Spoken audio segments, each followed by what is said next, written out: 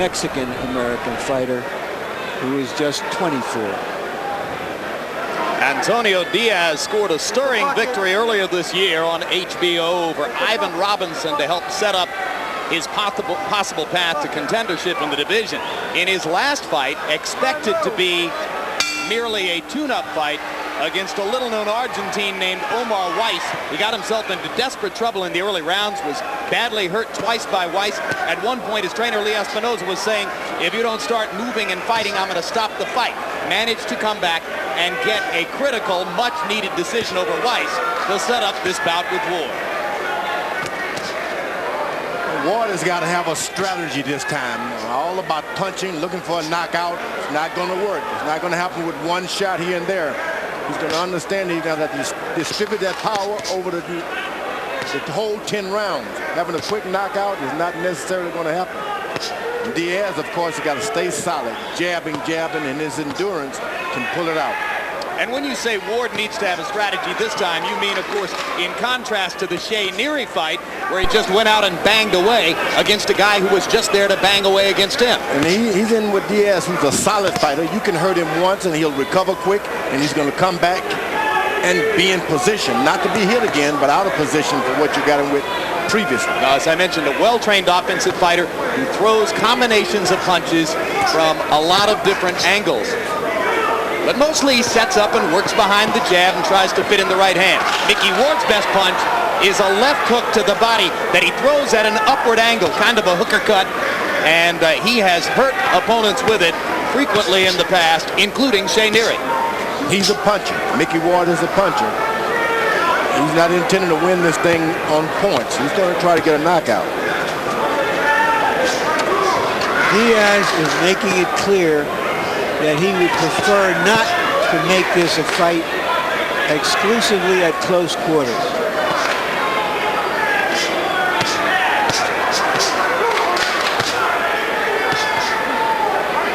Diaz able to block most of Ward's shots from this distance with his gloves.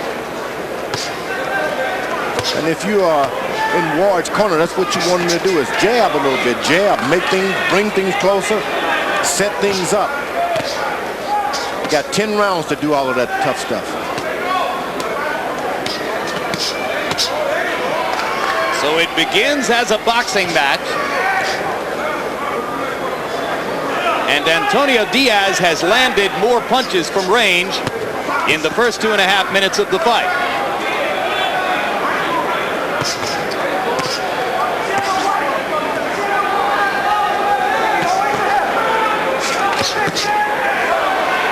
Diaz with a small reach advantage. Of course, it doesn't take much if you set up just right. And there's Micky Ward getting that left hook in for the first time. His crowd responding to the punch.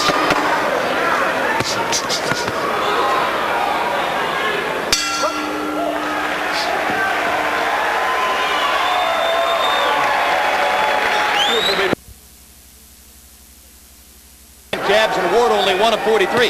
So together the two fighters threw 82 jabs and landed only 4 in round 1. Harold Letterman saw the round for Antonio Diaz.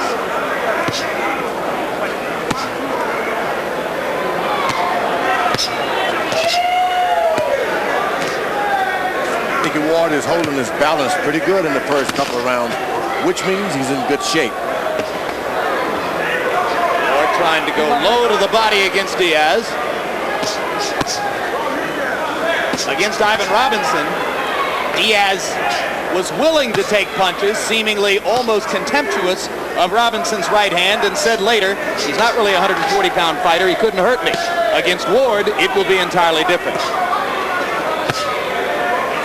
Micky Ward is willing to take 2 or 3 shots just to get in that big left hook. Sometimes Ward will switch to a southpaw stance to try to set up the left hand.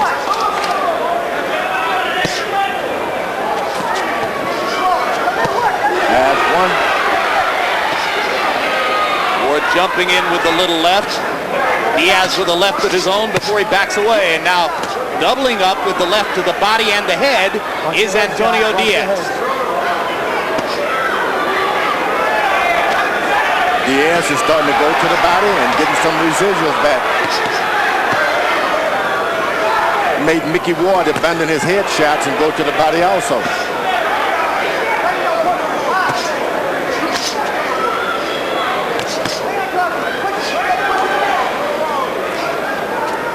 But you had to suspect it might become a body punching duel. Both guys like to work there. Ward did not want to go to the body. He was just made to do so. When a guy hits you hard, you try to retaliate. That's what I said about earlier. He needed a strategy of throwing several body shots, then going back to the head attack. The left hook by Diaz, back with the right uppercut. Ward throwing one punch to Diaz's four in that exchange.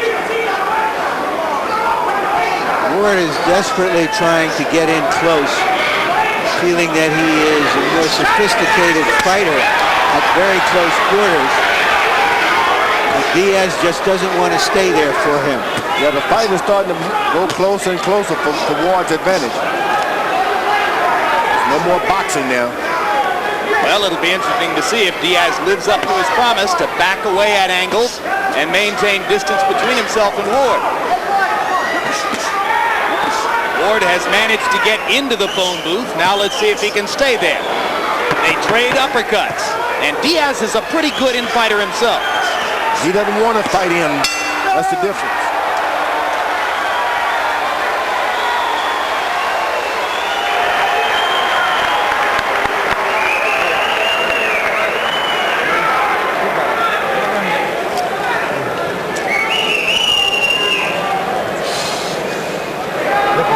So on, right? You want him to get a punch. People have just both punch. You know, when you throw a hook, double up in a hook. Don't take unnecessary punishment. Move your head, hands in close. Right? He's spinning him back here. Push him back. Be mean. This is your life right here. Moviéndose para los lados. Come on. You gotta listen, baby. You gotta listen. Huh? Because they'll give it to him over here. If you stay with him like that, any little throw, they'll give it to him. Pasos laterales, tirando. Good thing that you're pushing him, but that's good. Good job, corner. All right, come on.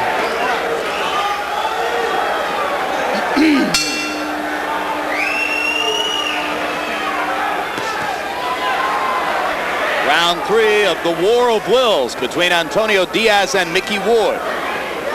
Round one was a boxing match. Diaz at range as he prefers it. And in round two, Ward got inside and fought at close quarters the way he likes it. Let it punch out. Good.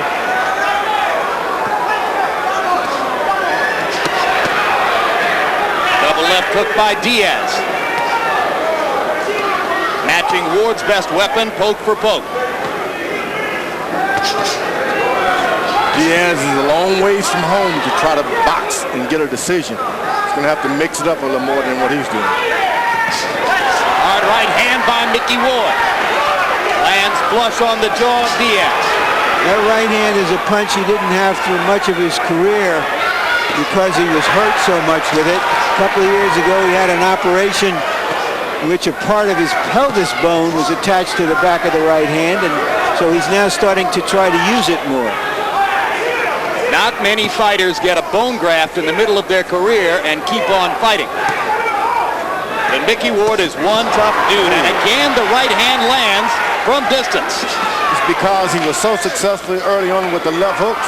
He's got his mind, the other guy, thinking about the left hook, and he can catch him with good right hand. Well, if you're going to fight Micky Ward, you better think about the left hook. For about a month. Push off, push off. You better go to bed thinking about it and wake up thinking about it. Very good.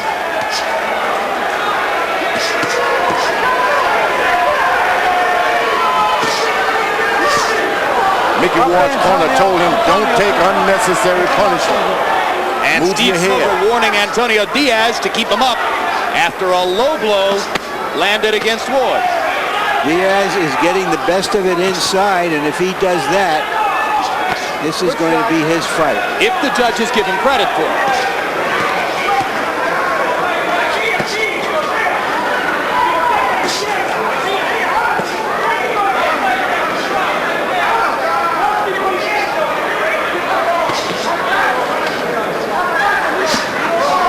Another low blow by Diaz. This time Ward was blocking Smoger's view.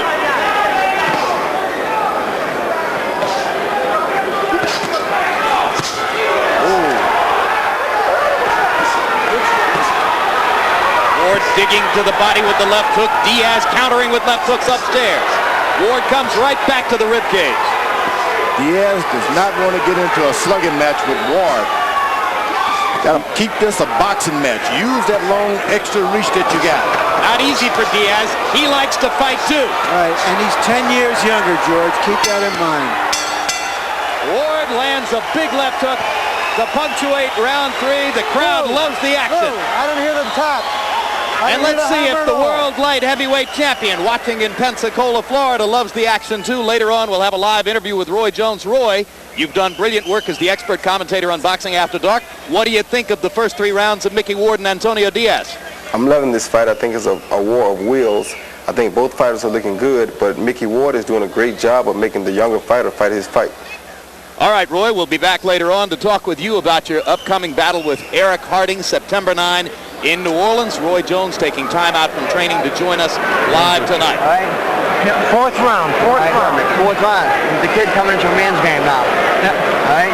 These are you from one, right? Hands in close. Come on, dude. CompuBox numbers through round number 3. Diaz 67 out of 203, 33%. Ward 43 out of 192, 22%. Micky Ward is not a CompuBox fighter. He loses rounds, and then tries to turn it around with one big rally or a big body punch, and he's done it many times. Harold, how'd you score the first 3? Okay, Jim, I think it's a close fight. 2-1, 29-28, Antonio Diaz. Jim, I thought he won the first round in the jabbing match. The second round, he just outworked him. But Micky Ward came back with those real nice right-hand leads in the third round.